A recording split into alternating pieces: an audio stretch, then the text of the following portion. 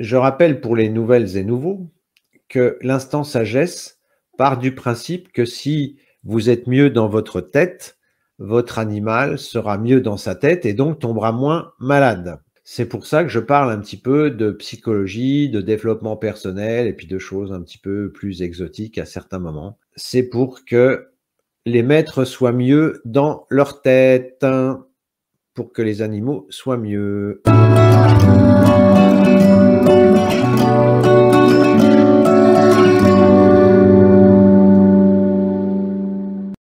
Alors, en général, j'ai pour habitude de commencer l'instant sagesse par un petit proverbe, un adage ou une citation.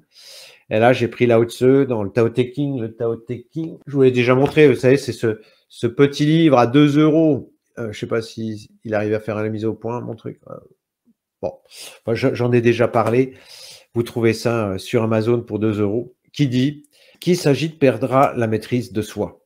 Ça veut dire que en matière de développement personnel, c'est bien d'y aller, mais voilà, il faut y aller paisiblement, sinon on risque de perdre la maîtrise et de faire n'importe quoi. Donc, on avance, mais sans s'agiter, en restant zen. Voilà. Alors, ensuite, donc si vous n'avez pas regardé les précédents lives, alors le dernier, je ne l'ai pas encore mis en ligne, mais l'avant-dernier sur Angelina Jolie, je vous invite à le regarder. Comme ça, ce que je vais évoquer là sera peut-être plus parlant. En fait, ici, sur le chemin vert, c'est ce que j'appelle le chemin de vie, c'est-à-dire que c'est le chemin optimal à emprunter quand on s'incarne de façon à arriver à un état de sérénité optimale. Et puis, on est tellement serein que dans la vie d'après, on n'a plus besoin de s'incarner. Bon, ça, c'est la théorie, c'est l'idéal, sauf que chez l'humain, moult raisons, l'humain a tendance à s'écarter de ce chemin et j'ai mis ici un point d'exclamation ou une trousse à pharmacie. Eh bien, quand l'être humain s'éloigne de ce chemin, à certains moments, vous avez des alertes qui peuvent se manifester soit sous forme de maladie, soit sous forme d'accident, qui vous disent « Oh, attention, il y a un truc qui ne va pas, il faudrait rejoindre l'itinéraire vert. » Vous savez, c'est comme la fille du GPS qui dit, comment elle dit faites demi-tour dès que possible. Faites demi-tour dès que possible. Bon, là, c'est pas faire demi-tour, c'est rejoindre l'itinéraire. Jusqu'au moment où je débranche le GPS. Parce qu'elle me saoule. Et donc, évidemment, plus on s'éloigne ici du chemin vert, plus les accidents, les épreuves, les maladies vont être importantes parce que plus il y a urgence à retrouver le chemin vert. Et la question qui s'était posée, puisque je vous avais parlé de Philippe Guillemont, d'ailleurs, si vous voulez me détester, je vous ai mis le lien pour une vidéo. Alors, vous voyez, elle fait 3 heures. Vous mettez ça, vous avez largement le temps d'éplucher vos carottes et vos patates pour faire la soupe. Et pendant ce temps-là, vous pouvez écouter Philippe Guillemont. Donc, l'avantage de cette vidéo, c'est qu'elle reprend les choses du début à la fin. J'ai pas dit que c'était facile à écouter. Même en épluchant des carottes, des fois, ça peut être un peu rêche. Mais en tout cas, c'est pas cher et ça vous donne une idée de la pensée de Philippe Guillemont du début jusqu'à, je dirais pas la fin, mais en tout cas sur le modèle qu'il propose. Et moi, je trouve que cette vidéo est plutôt bien faite, sachant que Philippe Guillemont, c'est pas le meilleur des pédagogues. C'est un bon chercheur, enfin je veux dire, il fait des trucs incroyables, mais voilà, c'est pas la pédagogie d'un Étienne Klein ou autre, quoi. Mais bon, avec ça, si vous avez le courage de l'écouter plusieurs fois, je pense que vous le regretterez pas. Voilà. Et donc, pourquoi je disais ça? Oui, donc vous m'aviez questionné, puisque j'avais fait un stage avec Philippe Guillemont, et vous m'aviez questionné sur les synchronicités. Parce qu'en fait, si vous voulez, moi je vous dis, OK, vous êtes sur l'itinéraire rouge, mais il faut retourner sur l'itinéraire vert. D'accord, mais comment on fait? Il est où le chemin? Et comment je peux savoir? Et en fait, sur le chemin, vous pouvez avoir des panneaux indicateurs qui vous sont donnés justement par comment je dirais, des signes de la vie. Mais c'est un peu comme tout à l'heure pour les animaux, Ce qu'il faut, c'est apprendre à les repérer. Soit ils vous sont donnés parce que vous les avez créés inconsciemment, mais justement, ce que propose Philippe Guillemant à travers son stage, c'était de proposer un petit peu une méthode ou une technique pour gérer ce qu'on appelle des synchronicités, générer des signes. Alors, c'est quoi un signe? Qu'est-ce que je pourrais vous donner, moi? On en a tous les jours, sauf qu'on ne se rend pas compte, mais des fois, on ne peut pas passer à côté. Un exemple de signe, une fois, j'étais encore en région parisienne. Évidemment, on essaye de me voler ma voiture. Et au moment où je rentre dans la voiture, je me dis, c'est bizarre, le volant se comporte bizarrement. Et en fait, c'était encore l'époque, vous savez, où il y avait les Neumann, c'est-à-dire pour les jeunes, c'est un système mécanique qui venait bloquer le volant. Et donc, les voleurs avaient sans doute pris une barre de fer ou je ne sais quoi pour casser le Neumann, parce qu'on sait que c'était possible. Sauf que ils ont tordu la colonne de direction, mais n'ont pas réussi à casser le Neumann. Alors, vous allez me dire quel est le lien avec le Schmilblick. Eh bien, quand je suis allé chez le garagiste, puisque le volant tournait bizarrement, mais je pouvais quand même conduire, et je dis alors au garagiste, il me dit, il faut que vous changiez de direction. Voilà. Ouais, ça c'est typiquement un signe. Effectivement, c'était une période où je me posais des questions sur ce que je devais faire de ma vie. Et là, le garagiste vous dit, vous devez changer de direction. Voilà, ça c'est ce que j'appelle un signe. Donc, Jung a beaucoup travaillé là-dessus. Philippe Guillemot en parle aussi dans ses livres. Mais si vous êtes attentif, alors attention, il ne faut pas tout voir sous forme de signe, hein, ce qui est plutôt le risque. Mais justement, Philippe Guillemot dit quand il y a une synchronicité, parce que là c'était un signe, mais quand c'est une synchronicité, quelque chose qui vous donne la direction et qui va vous amener sur quelque chose de positif, il y a un sentiment de joie.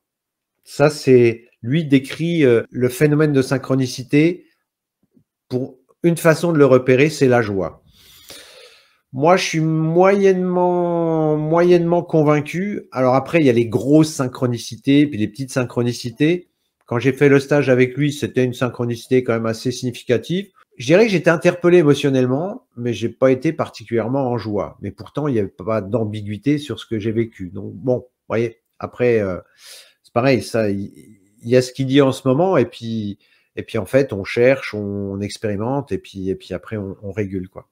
Et donc, la question, c'est comment provoquer une synchronicité. C'est-à-dire, comment dire à l'univers, au cosmos, à Dieu, à ce que vous voulez, vous mettez le nom que vous voulez, ou à votre partie de vous-même qui est dans le multivers et qui vous donne des informations, hein, ce qu'on avait vu quand on avait parlé d'Annie Marquier qui s'appelle le soi, c'est-à-dire cette partie de vous qui est encore ailleurs et qui vous donne des informations justement pour réaliser votre chemin de vie. Et donc, comment est-ce qu'on va créer ces synchronicités? Comment on va créer ces signes qui vont nous dire, attention, la direction là pour aller sur le chemin de vie, c'est par là. Bon. Eh bien, Philippe Guillemot parle d'un certain nombre de choses qui sont importantes à mettre en œuvre. En l'occurrence, le lâcher-prise. Alors, il y a plein de choses, hein. Tout ce qu'on va évoquer là, c'est facile à dire, c'est plus difficile à faire. Le lâcher-prise, qu'est-ce que ça veut dire en l'occurrence dans cette méthode? Ça veut dire qu'on envoie une requête au cosmos, on envoie une requête dans l'univers ou une bouteille à la mer, comme vous voulez. Et ensuite, le lâcher-prise, c'est de dire, bon, ok, j'ai envoyé le truc, maintenant, ça doit faire son chemin et je m'en occupe plus. Vous voyez, on va pas se prendre la tête. Est-ce que la bouteille est bien arrivée? Est-ce que le cosmos a bien reçu mes informations? Non, on fait le truc, on fait sa requête. C'est comme si vous rentriez une requête sur Google, vous appuyez sur Entrée et basta. Ensuite, vous avez le côté intuition. Alors, c'est pas forcément nécessaire d'aller très très loin dans l'utilisation de vos antennes, mais il faut quand même être un petit peu réceptif, quoi. C'est-à-dire que si vous êtes complètement dans la matérialité et hermétique à tout, bon, ça va être un petit peu compliqué. Donc, il faut quand même essayer de raffiner un petit peu ces énergies pour être sensible à des choses auxquelles quelqu'un qui est complètement matérialiste serait hermétique. Ensuite, vous avez le quatrième point, c'est la confiance. Et la confiance, c'est la capacité à se projeter dans la réussite. Si vous dites Ouais, bon, je tente ça, mais de toute façon, ça marchera jamais. Bon, bah, vous êtes sûr que là, ça va pas marcher. L'expérience ne va pas marcher. Donc, faire les choses, mais si vous avez un doute, ça ne sert à rien. Et ensuite, le quatrième point, c'est la foi. La foi, elle renvoie à une spiritualité, elle renvoie aussi à une reliance. C'est-à-dire que à quoi vous êtes relié? Est-ce que vous êtes sur Terre tout seul, perdu dans le multivers, ou est-ce que vous êtes relié à quelque chose de plus grand? Et cette foi, elle peut contribuer aussi à vous donner confiance. Et c'est ça aussi qui va donner de la consistance à votre requête, quoi.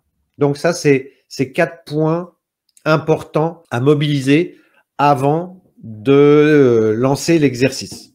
Durant le stage, c'est très simple, hein, je veux dire, dans le principe, vous faites une requête au cosmos. Vous vous posez une question. Je ne sais pas moi, comment me rapprocher de cette trajectoire verte. Voilà. Attention, la requête, il faut qu'elle soit en accord avec votre chemin de vie. Si vous demandez au cosmos dans quel bureau de tabac je dois aller acheter mon loto ou mes trucs à gratter, là, non, ça le fait pas, ça. Donc, il faut que votre requête soit en relation avec une intention qui soit juste par rapport au fait de retrouver ce chemin vert d'évolution personnelle. Donc, ce que nous, on a fait, on était en Suisse et on était vers, oui, c'était Montreux ou Vevey, je sais plus, enfin, c'était, voilà, un petit village, enfin, une petite ville. Et donc, soit c'était les formateurs qui choisissaient un lieu en vous disant, voilà, vous allez vous rendre ici, ou soit on choisissait soi. Et puis, donc, moi, je choisis un endroit. Et ensuite, l'idée, c'est de partir en ayant le cœur ouvert, les antennes réceptives, et d'être à l'écoute de ce que l'univers va vous envoyer comme message. Et en ce qui me concerne, c'était assez incroyable. Et le message, il est arrivé au bout de 5 minutes. Alors, selon Philippe Guillemont, il dit, voilà, ça, quand on fait ça, en général, lui, il a l'habitude d'un taux de réussite de l'exercice à 30%. Et là, dans le groupe, on était à 50%, où il était un petit peu surpris dans la mesure où c'était beaucoup plus que d'habitude. Donc, vous fixez un objectif, vous dites, voilà, je me donne une demi-heure, 1 heure pour déambuler dans la ville ou pour, voilà. Et puis, être à l'écoute. Et moi, le signe que j'ai eu, il était totalement improbable. Et toutes les personnes qui étaient là aussi dans le stage ont eu des signes qui étaient improbables. Hein, je sais pas, moi, si vous avez, je sais pas moi, un pigeon qui vous fait caca dessus, c'est bon, oui, d'accord, mais enfin, statistiquement, vous avez plus de chances de tomber sur un pigeon que sur une baleine, quoi. Enfin, je sais pas. Vous voyez, donc, bon, il faut vraiment que ce soit significatif. Et donc, vous vous fixez un temps.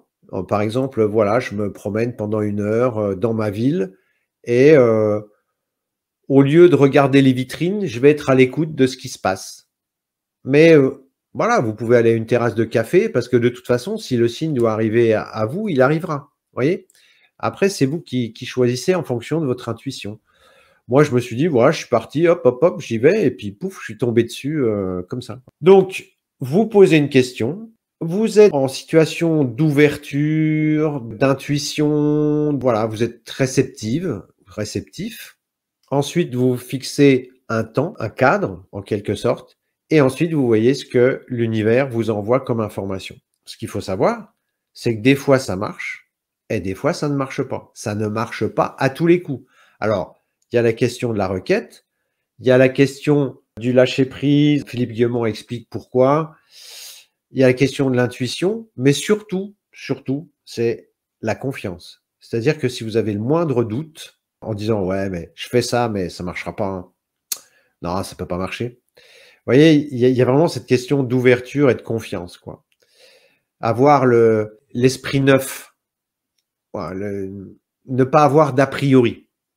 Et puis après, ben, vous tentez l'expérience et vous voyez quelle est l'information que vous donne le cosmos ou l'univers. Et puis après, il faut mettre en place le conseil que vous a donné l'univers, quoi. Voilà, c'était quelques pistes. Essayez et puis, vous nous faites un petit retour, vous m'envoyez un petit mail, vous mettez un petit commentaire pour voir si ça marche, quelle est votre expérience. Si ça n'a pas marché, c'est aussi une expérience. Voilà, à vous de voir. Est-ce plus facile en se promenant dans la nature en campagne? Non, je dirais qu'il y a quand même plus, il y a quand même plus de possibilités en ville, quoi, parce qu'il y a plus d'interactions, plus de choses. Il se passe plus d'événements en ville que à la campagne. Et comme on attend un événement, moi, c'était pas un événement, justement, c'était un panneau indicateur qui répondait à ma question. Moi, je conseillerais plutôt la ville, quoi, que la campagne. Voilà. Parce que ça peut être une écriture quelque part, ça peut, enfin, vous voyez, ça peut être, je sais pas, une plaque d'immatriculation, un truc écrit, machin. À la campagne, à part les arbres qui vous font coucou ou un oiseau qui fait cuit-cuit, ça sera plus limité. Donc moi, je conseillerais plutôt la ville, quoi. Alors la ville, vous n'êtes pas obligé d'aller à Paris, hein, mais voilà, une petite ville, ça peut être déjà pas mal, quoi. Enfin, en tout cas, moi, c'est l'expérience qu'on a fait. Et ouais, je serais plutôt tenté. Voilà pour ce qui était de notre instant sagesse. Donc, testez, faites l'expérience en ayant le cœur ouvert et faites-nous des retours. Ça serait intéressant un jour qu'on puisse ensemble en parler, quoi. Voilà pour notre instant sagesse. Et pour finir, merci de mettre un pouce en l'air et de vous abonner, c'est ce qui nous aide le plus à promouvoir la chaîne. Merci et à très bientôt pour une nouvelle vidéo.